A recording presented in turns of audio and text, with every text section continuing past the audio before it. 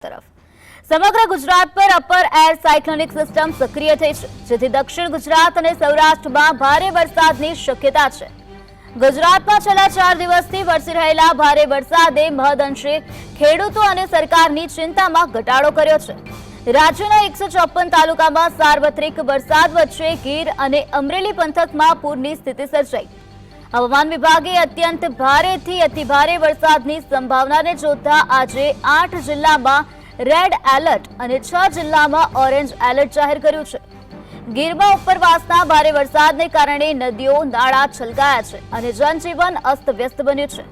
ગુજરાતમાં આ વર્ષે ચોમાસાનું મોડું આગમન થતા જૂન મહિનામાં વરસાદની ઘટ જોવા મળી હતી। જોકે જુલાઈના પ્રારંભે જ રાજ્યમાં સાર્વત્રિક વરસાદ થતા મોટાભાગના જિલ્લાઓ આવરી લેવામાં આવ્યા છે। કચ્છ જિલ્લામાં હજુ પણ વરસાદની ઘટ છે। કચ્છમાં સિઝનનો 1% વરસાદ પણ વરસ્યો નથી। 7 તાલુકા તો એકદમ સૂકા ભટ્ટ પડ્યા છે।